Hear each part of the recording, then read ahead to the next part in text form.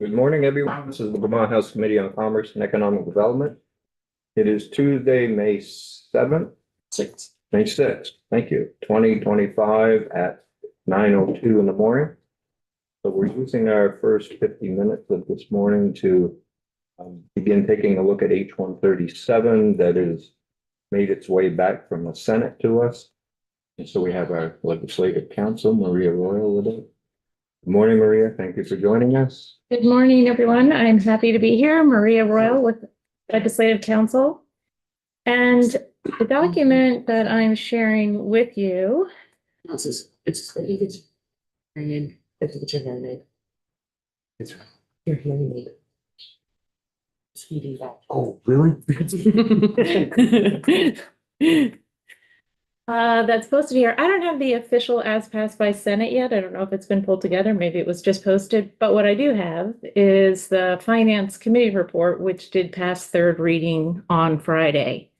And what I also wanted to do is, because this committee had a lot of discussion about the regulation of virtual currency kiosks, and I know you considered in draft form numerous regulations, and ultimately decided to just extend the moratorium.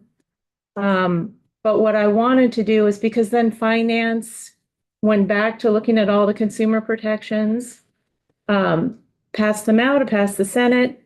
I wanted to be able to highlight which of those were different than what you had previously considered. And we'll walk through all of them, but I wanted to highlight some of the differences. And then, of course, there's another proposal related to mutual savings banks, which we'll get to at the end. Okay, so the first several sections all have to do with virtual currency and kiosks. And the language will look very familiar to the draft that you considered just before you voted the bill out. So the definitions are pretty much the same: blockchain analytics, digital wallet. The differences, and these will become apparent later on in the context of refunds. Two differences have to do with the definitions of existing customer and new customer. And that comes up, you had looked at a version where there were full refunds for new customers, but new customer was defined as somebody who just started transacting within 72 hours. So a very short period of time. Here you can see a new customer, it's definition 7. It means somebody who has only been transacting for not more than 30 days. So a much broader window for who qualifies as a new customer. And then existing customer is anybody who's engaged in virtual currency transactions for a longer period of time than that. And again, we'll look at the refund provisions later in the bill. And so in terms of the required disclosures, there was a lot of confusion about the time periods the disclosures kicked in. For example, there are certain disclosures that must occur before each and every transaction. There are disclosures for new customers, and then there are disclosures post-transaction or in the form of a receipt. So some of the highlighting here is just to kind of clarify each topic as it's being addressed. No substantive changes. For example, you'll see existing law require disclosures which apply to all virtual currency business activity, not just kiosk related, just adding a subject heading about what disclosures generally apply to all these entities. And then subsection B is where you get to disclosures that must occur prior to business activity. Again, this is all existing law, and which you looked at several weeks ago and did not propose any changes, except when we get then down to the disclosures that must occur prior to each and every transaction. Again, you had some of your own proposals there, but just to clarify, this specifies that these disclosures shall be disclosed to the customer and who must confirm the terms and conditions of the virtual currency transaction, which shall include the following. So the type and the date of the transaction, the consideration charge. Again, this is all consistent. This is all existing law. Subdivision C, a description of the refund policy. You had a similar requirement in your proposal. A customer warning, which is described in the subsequent section, which you also considered. And then what also is included here is the daily transaction limit. And we'll talk a little bit more about what the proposed daily transaction limit is. And then specifically for any new account holder, again, you had some language, and I think most of it had to do with a statement of the material risks associated with virtual currency. So there's a separate subsection which goes through what exactly those material risks are. Yeah, on the Yep. daily transaction limit, is that only, does that limit only a company who's providing the kiosk? Or is that any kiosk in the state? It's only the operator, because they might not So know, if you had other operators and they could. and they could go to different, yep. So there are some new proposals in addition to the material risks that you discussed previously in terms of what needs to be conveyed to new account holders. For example, in subdivision A, the customer's liability for unauthorized virtual currency transactions. B, under what circumstances the operator will, absent a court or government order, disclose information concerning the customer's account to third parties. C, the customer's right to receive periodic account statements and valuations from the kiosk operator. D, the customer's right to receive a receipt, trade ticket, or other evidence of a transaction. E, the customer's right to prior notice of a change in the kiosk operator's rules or policies. The statement of material risk, which you had already considered.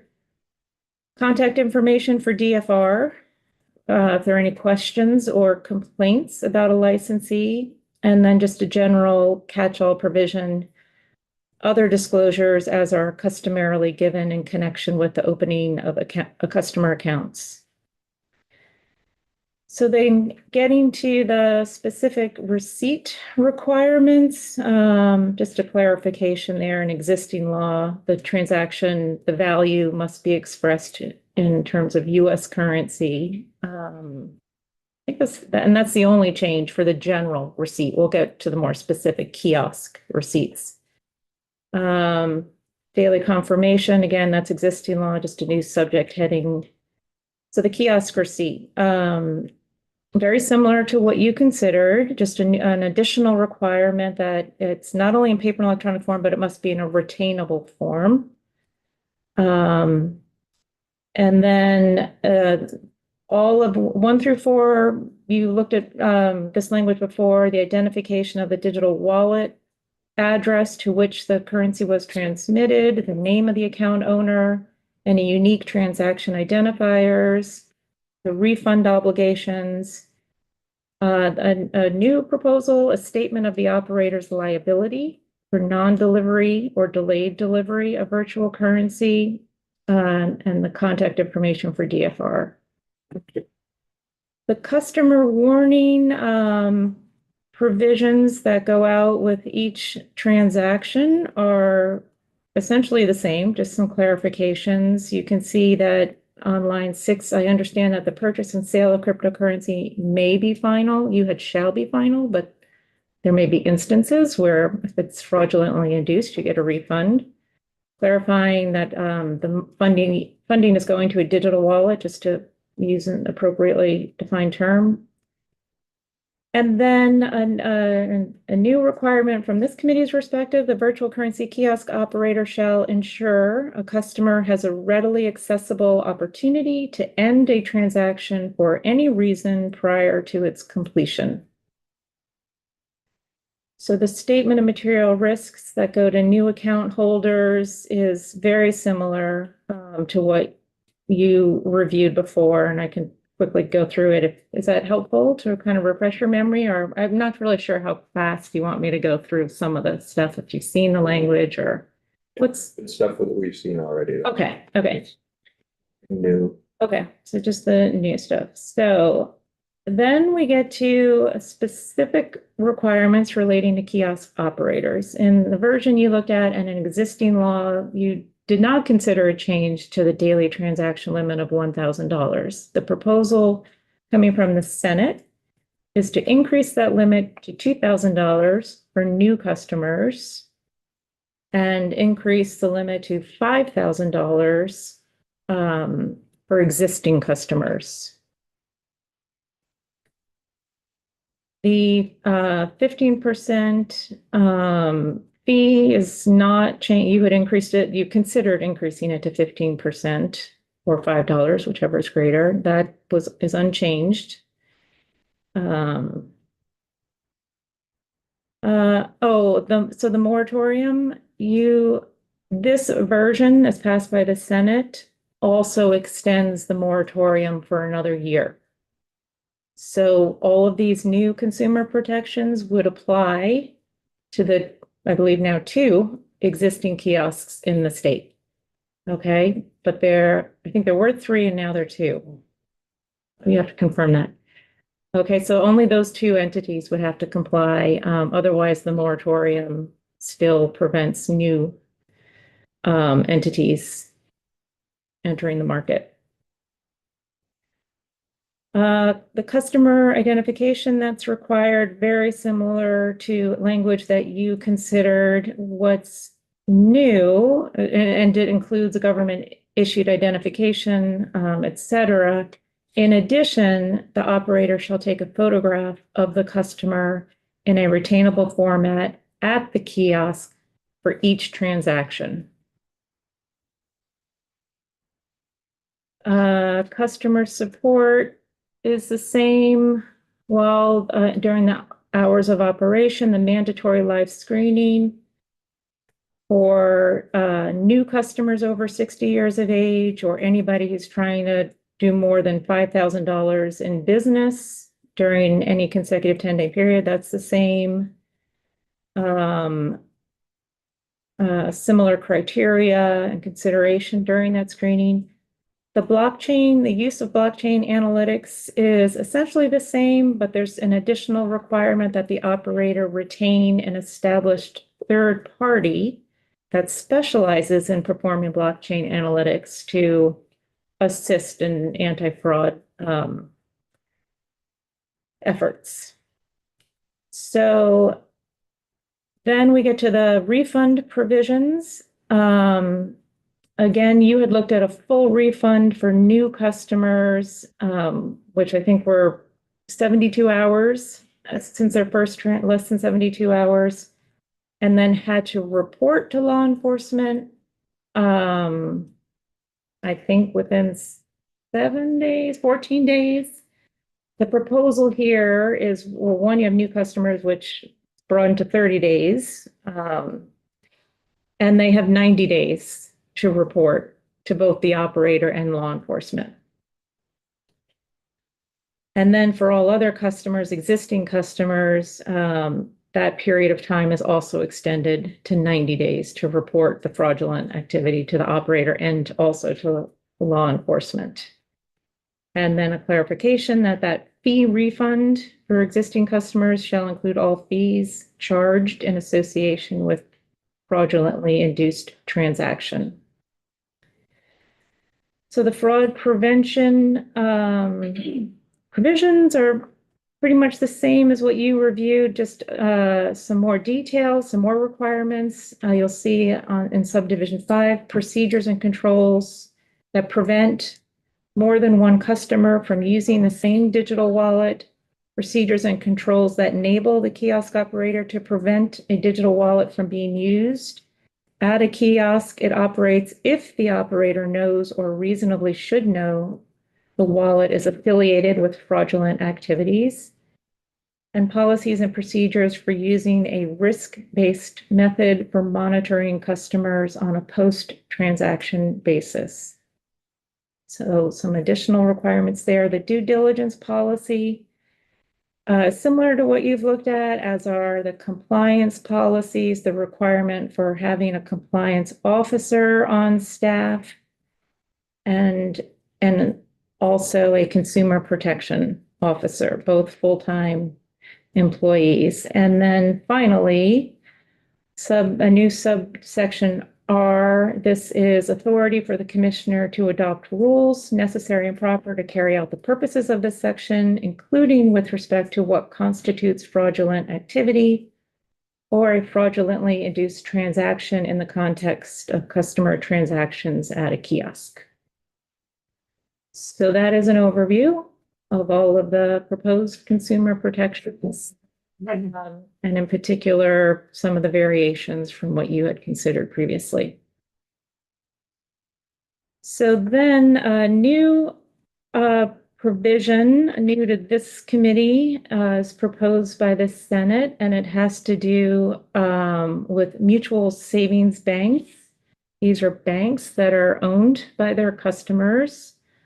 And you'll hear from the Bankers Association as well as from the regulators, but I believe there are 2 mutual savings banks in Vermont right now. One of them wants to convert to a holding company. And in the process of applying for or preparing to apply for that authority to do so, which is granted by the Federal Reserve, it came up that having greater protections for the depositors of the bank on the board of directors would make a stronger case for allowing the conversion to take place. And so this section has to do with the corporators of a mutual savings bank. Corporators are essentially like the directors on a board of directors.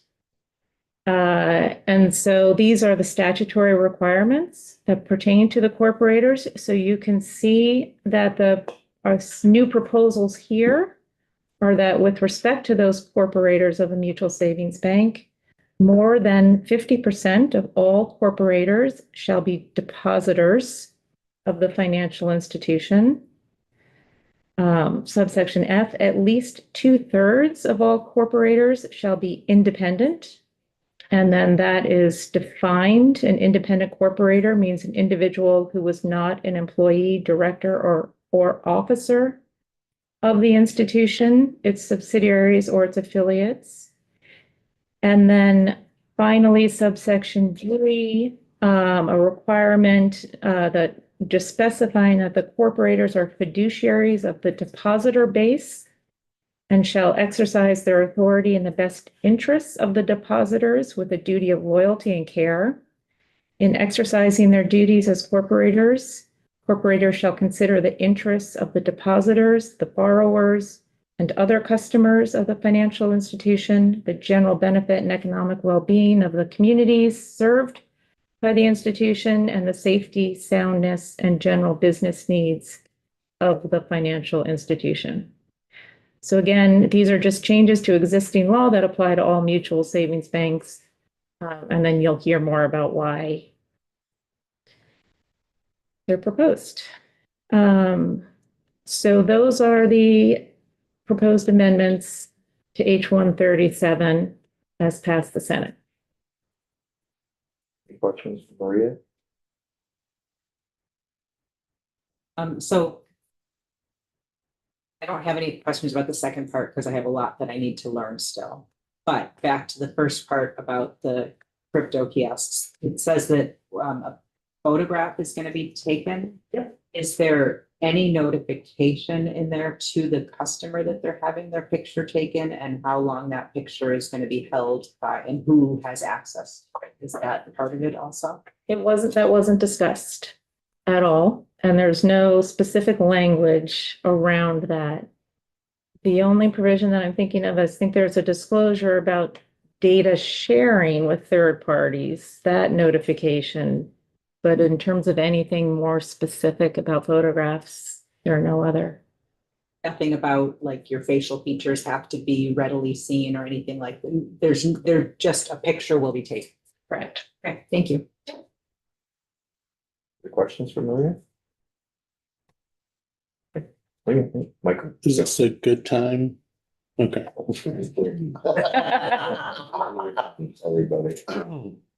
Not the discussion phase yet. So why don't we start with the second part of the Senate proposal of amendment on the mutual. Chris, would you like to join us to talk about these first and then? Hopefully it'll be the easier of the two for you. Good morning. For the record, Chris Delia, President, Vermont Bankers Association. So what you have before you is an issue that was brought to my attention by one of my members after the bill left your committee. Otherwise, I would have brought it to you first. The organization is looking at creating a mutual bank holding company. They're working with the state regulator. This is a state regulated institution, and had conversations with the FDIC. And the FDIC, in looking at our statute, said it could be more clear as to how corporators are dealt with in Vermont statute and protection for the depositors, if you will, the owners of the mutual institution. So the Bank Legal Counsel and the folks at the Department of Financial Regulation worked together to agree upon this language that was presented to the Senate. And it is really designed to set the stage as to the roles and responsibilities, if you will, of the corporators, and to ensure that the depositors have a strong voice with the institution, that the institution continues with its community focus, as is the case with this particular group. So we agreed to bring it to the attention of the Senate. The Senate agreed with the proposal, as did DFR, but obviously they're here to speak for themselves. And we would ask you to agree with the provisions that are put forth here. Questions for Chris? So, without identifying any particular institution, what would be the types of institutions that would want to avail themselves of this process? Well, this is for a mutual savings bank down in the southern part of the state. So that's who would avail themselves of this process.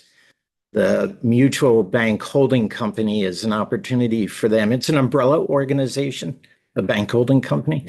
So they have not only the financial institution, the bank itself, but they have a financial services division that provides wealth management, et cetera. It's also an opportunity to them for them to look at new capital raising opportunities in the market, but most importantly, continue with that focus on the community. That's what they base themselves on as a community financial institution. So they would be the ones that would take advantage of it. I think it's all coming back. So, so these are mutual savings banks Correct. who want to form a holding company in order Correct. to raise additional capital. Correct. And mutuals, like my friends in the credit union world, are owned by their depositors. We call them depositors, they call them members. Do we have time to do the lesson on what the difference between a mutual and a credit union is? Because that's where my question is going to go. If not, I can get the information offline. So To the chair, I can do it. Sure. So two significant differences. We all offer financial service products in the marketplace. So if you're looking for a mortgage, if you're looking for commercial, transactional accounts, whatever it may be, there's a lot of similarities.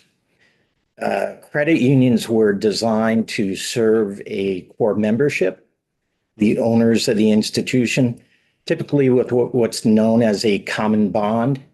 That would have been, for example, the State Employees Credit Union when it was titled that. Over time, common bonds change and they grow as do those organizations. But the two significant differences is in tax policy and in regulation. So from a tax perspective, we pay a bank franchise tax to the state and we pay an income tax to the federal government. Credit unions do not. They are a tax exempt entity from that perspective. Banks pay sales tax on any purchases that they make, rooms and meals tax. Credit unions do not. Credit unions pay property taxes like we do. They pay payroll taxes like we do. But the others are significant differences. Then you get into the regulations. So for example, if we were to look at commercial loans, $1 of our commercial loans are considered commercial loans. There's a cap of $50,000 before you meet the threshold of being considered a commercial loan in the credit union world.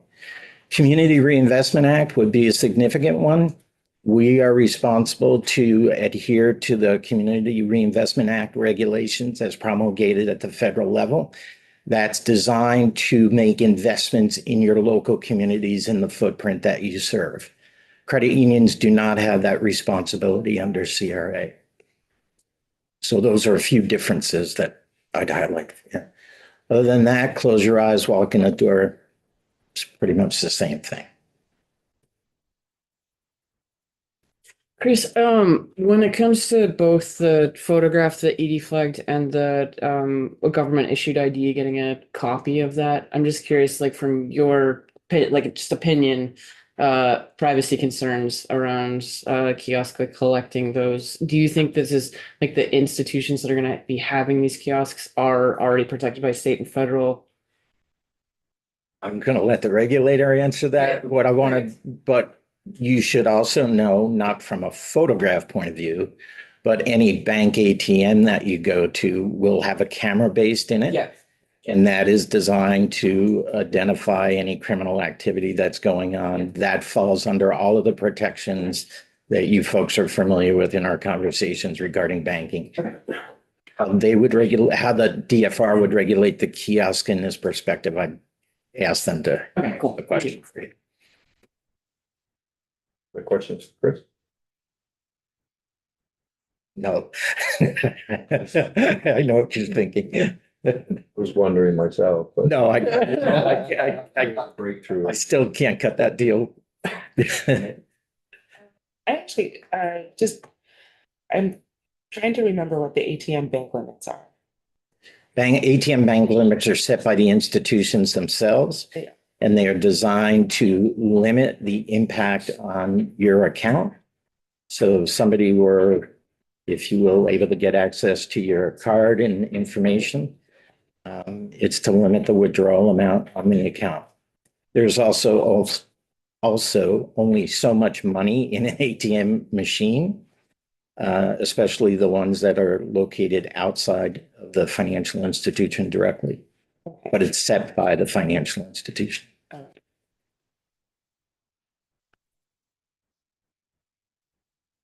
Thank you. Thank you very much. Good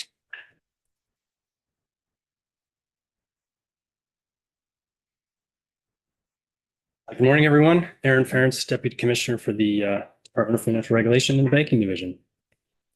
We could just talk about the mutual financial institutions piece for now. Sure. Want to get into kiosks yet. I think we're going to save that for this afternoon, so we have more time.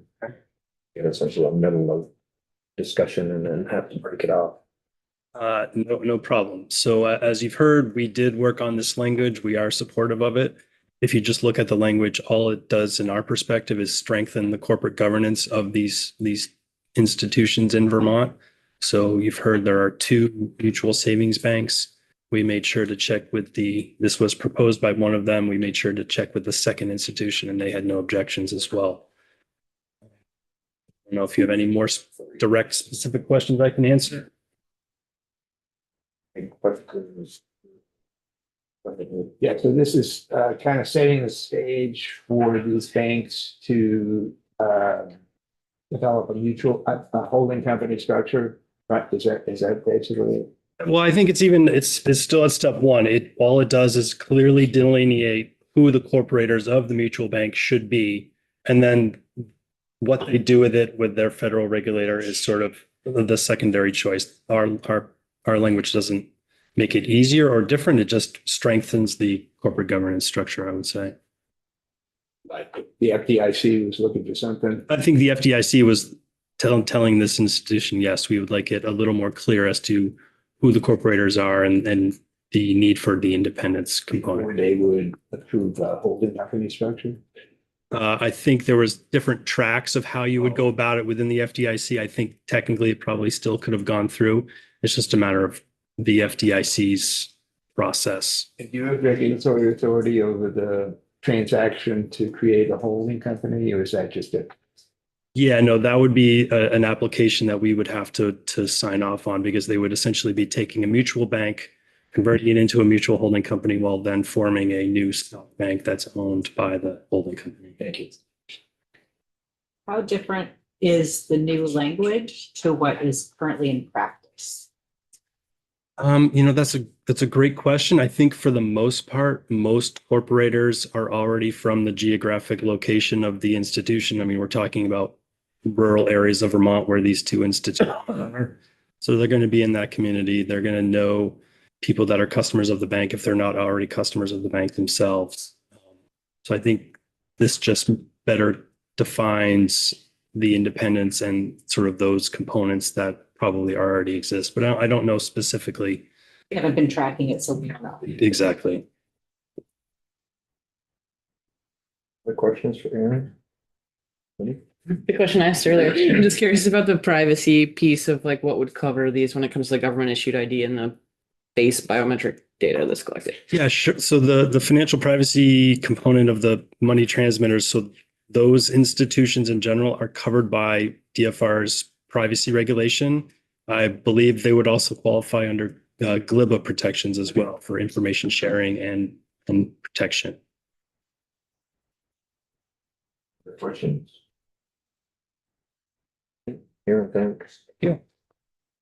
Okay, Emma, will Larry be available this afternoon? I'm not sure who will be. I have any questions. I'm not gonna know that we're gonna be able to get them answered. Right.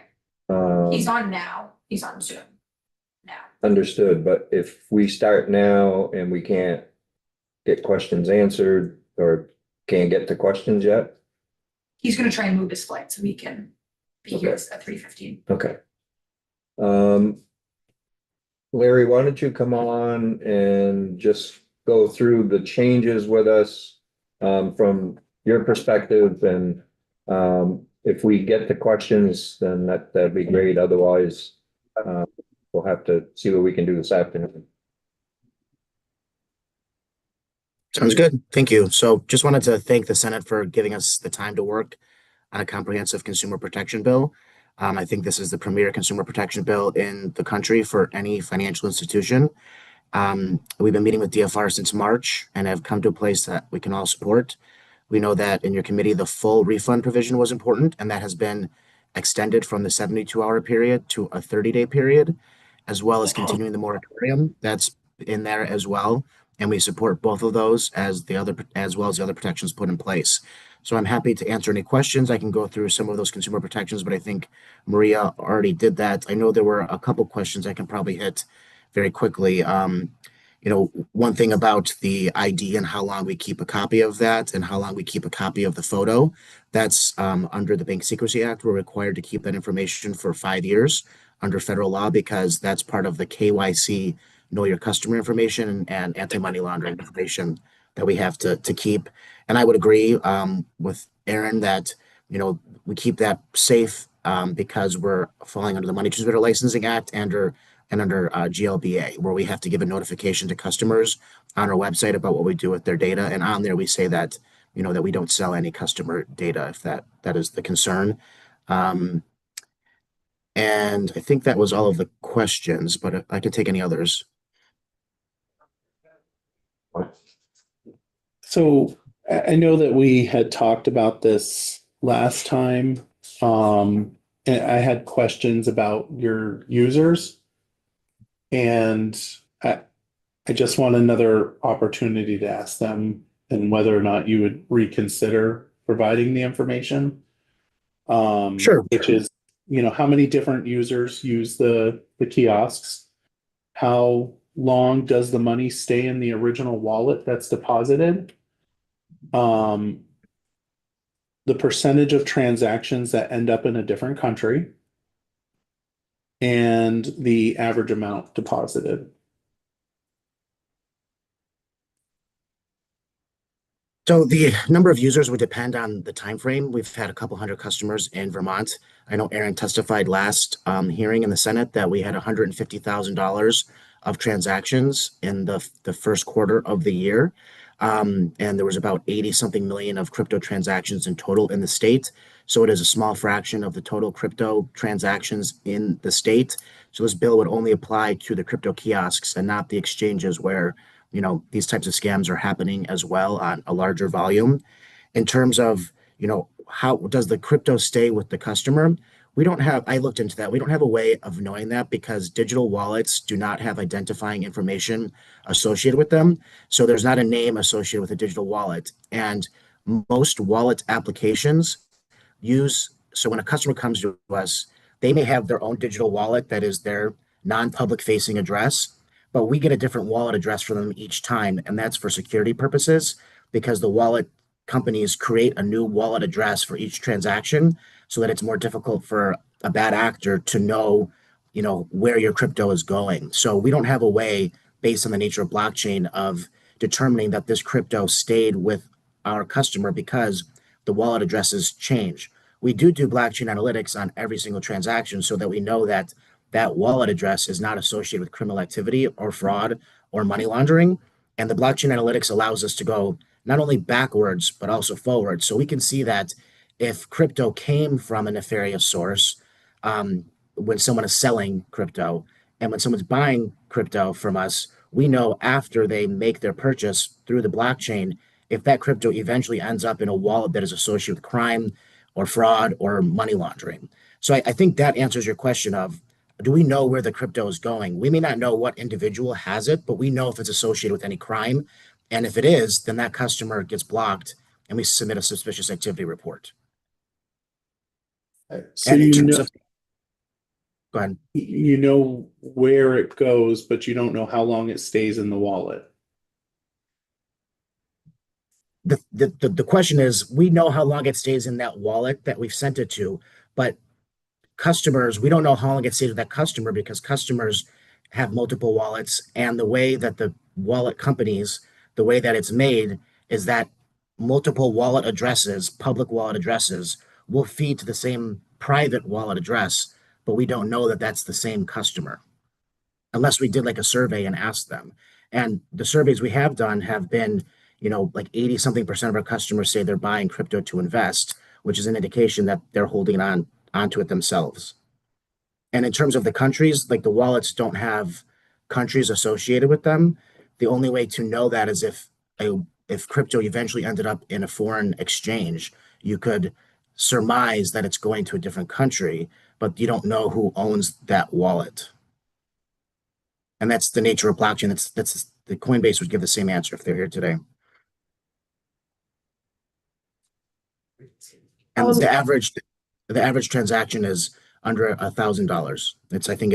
It ranges depending on the type of crypto and the time period we're talking about, but it's hovered around, between $800 and $1,000.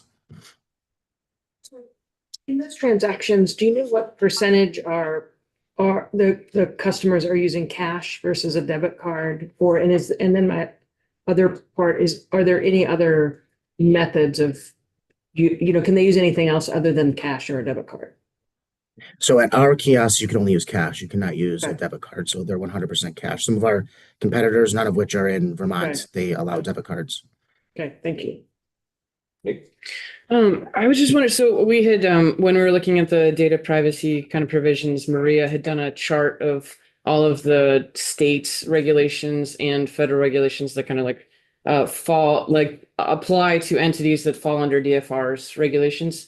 And there's a gap as far as, I guess I'm just wondering if you could kind of disclose or share with us your plans for sharing. There's different provisions of opt-in and opt-out consent for sharing of of data with third parties, but then there's also nothing covering if you just fall under the Gramm-Leach-Bliley Act, and there's nothing prohibiting you from selling people's data. So I'm just curious if you could like just go over your practices as far as disclosure, sharing, selling of data, as far as people, you're going to have their address and their birthday and government ID and biometric scan and that kind of stuff. Yeah, so we would never have the biometrics because that's done by a third party. So the biometrics is done through a mobile application through a third party where, there is a disclosure that is on the mobile application that you use. So we never have access to the biometrics. The other information we have access to is under the Bank Secrecy Act, where we're required to keep that for 5 years. So law enforcement can ask us for copies of that if they need it. And in terms of our company policy, we don't sell any customer data. And we disclose it on our website per the Gramm-Leach-Bliley Act disclosure that is required. And that's also visible through the kiosk, through the privacy policy, which is disclosed at the kiosk. So our privacy policy would be applicable even if there isn't a state law that covers it. We say in that privacy policy that we don't sell customer data. Are you sharing though with third parties? Other than So the we- biometric we- that you're using a different app for? Sure. So we are required to share that data with law enforcement when they send us subpoenas. So we have that in our privacy policy as well, that if we receive, a valid legal process, a subpoena, a warrant, we will comply with that. Just further clarification, sorry. So I get Yep. sharing with entities that you're using to do the fraud scans and law enforcement, that kind of stuff. Are you sharing with any other like corporate entities for any type of gain, whether or not it's monetary or relationship or whatever? Yes. So any entity that we're sharing with, we would disclose in our privacy policy. We do not sell any customer data. The question becomes tricky because there are analytics on Google where, your viewing habits on the website can be tracked. So if that's not considered PII in terms of the data protection laws. That is something that we're tracking to see where customers go on our website. So I just want to be clear that that's, I think, what most companies do. That is disclosed on our website. So nothing that we're tracking isn't. And that's because we operate in California, and California has the premier consumer protection data privacy bill in the country. So, that's what we apply to the entire fleet of our kiosks. Our whole company is based on the California law. Okay, thanks. Larry, thanks for being here. So I noticed that the daily minimums increased, but not to the federally reportable amounts. Can you talk about why that happened and why you ended up where you ended up? Yeah, so the 2,000 does hit the SAR threshold. The SAR, suspicious activity reporting threshold, is $2,000. So that's where that number comes from. And, the $5,000 is just a risk-based approach based on the state of Vermont and what all of the actors that were involved in the negotiations were comfortable with. And I can say that comes from a number of states, including Rhode Island and Connecticut. So nearby states have those same limits of the 2,000 and the 5,000. But, Connecticut doesn't have all the same consumer protections, and Vermont doesn't even have, Rhode Island doesn't even have as many of the consumer protections. There are additional ones in here that were not put in the Rhode Island bill. So that's sort of where people have been landing. And the 5,000 does require us, to take Social Security number, because that's required 3,000 by the federal government. You have to take someone's Social Security number. So the thing that we're not hitting is the currency transaction reporting threshold, which is $10,001. But, obviously I understand that, people were uncomfortable with that high of an amount. So that's where we came down to the 5,000. Thanks. And one follow-up, well, I guess changing direction. If I remember correctly, a paper receipt was something that you were not comfortable with, and yet it's still in this final version. So what got you comfortable with a paper receipt? Well, part of that was we didn't have printers. We don't have printers to print paper receipts at our kiosks, but I spoke with the product team and we're able to install like a attached printer so that we'll be able to do the paper receipts. One of the concerns was, that paper receipt, the person could leave it behind and there could be like their name on it, but it's a risk. It's a balancing of the risks, right? I think the department and AARP, everyone was concerned more about people getting scammed and getting quick activity by the police so that they have that paper receipt versus someone who just leaves the receipt behind. And with the receipt that's left behind, there is no PII on there where somebody could steal your crypto. The concern is just that somebody would know that you have crypto. So it would be a rare situation that someone's like stalking out a crypto kiosk waiting for someone to leave their receipt behind. But it's a possibility, but I think it's a very small one. So in balancing the risks, I think we decided that it's better for people to have those paper receipts. Thank you. Sure.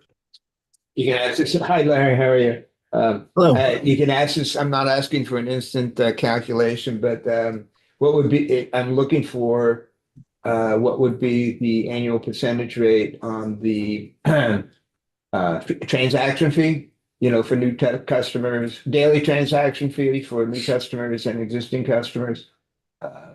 Again, maybe sometime it would be nice to see what that would calculate out at.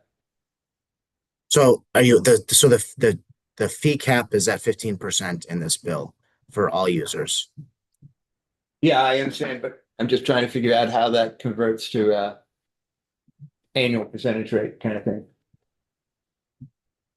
Okay, I'm not sure I understand the question, Okay, but I'll get you an answer. I'll ask offline.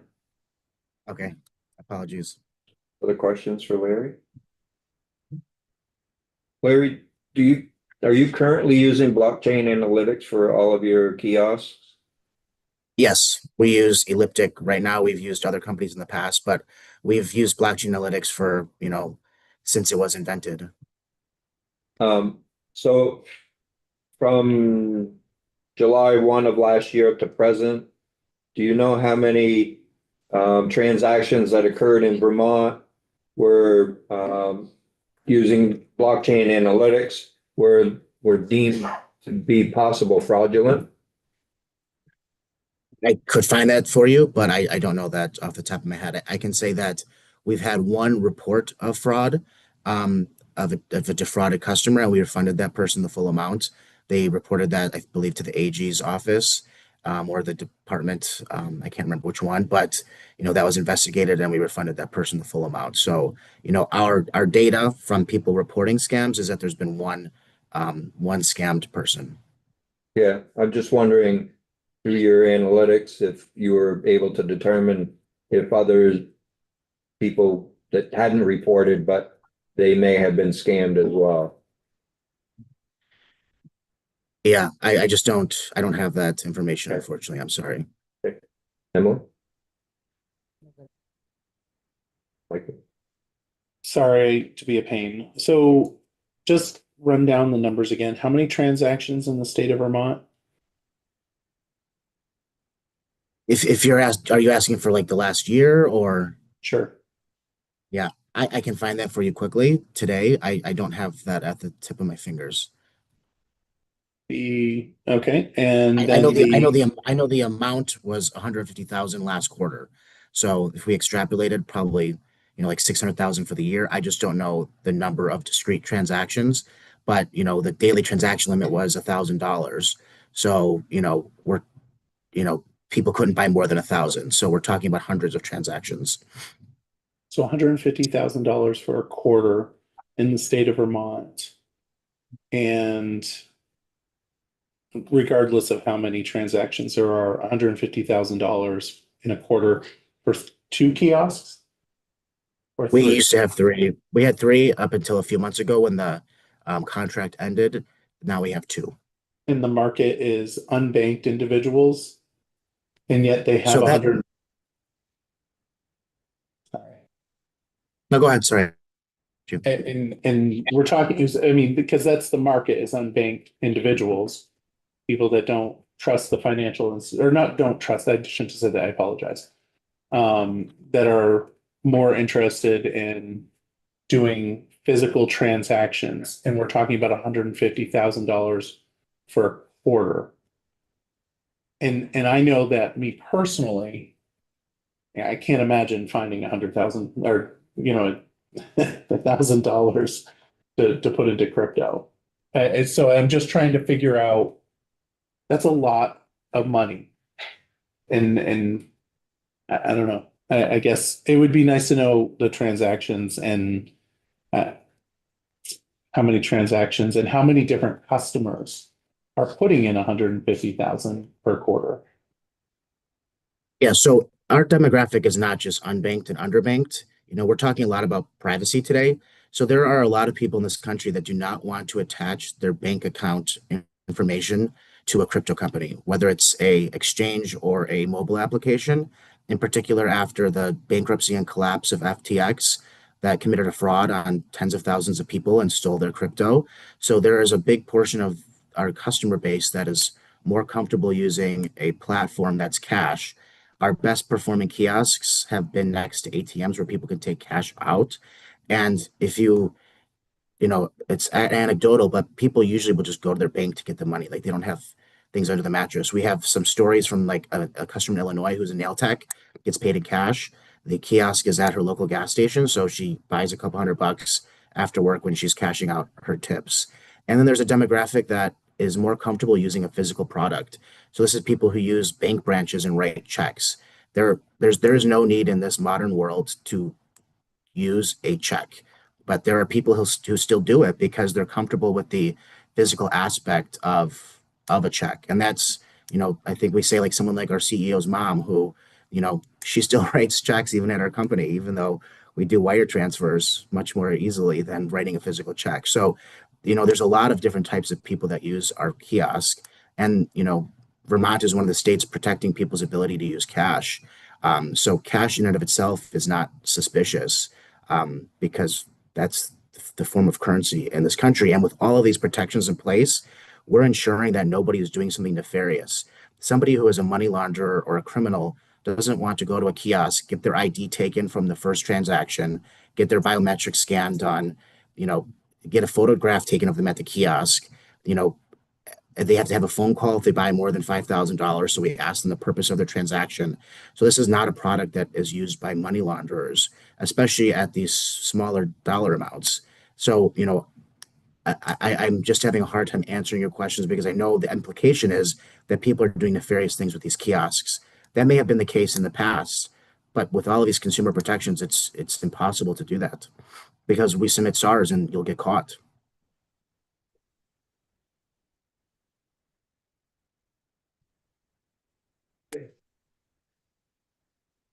Great. Larry, thanks. If you can pull up some of that info, and if you can join us this afternoon, if you can get it to Emma, she can provide it with us for us. Great. Great, thank you. So committee, we're on the floor in 5 minutes. Back here at 1 o'clock, we're gonna do a deep dive into unemployment insurance. And if you we'll hear from DFR, more information for us, and then have a discussions with DFR on the kiosk pieces and go from there. So any questions? Okay, so remember floor, caucuses, lunch back here at 1, unless things are extended and then figure it out. Be a long floor session. Okay,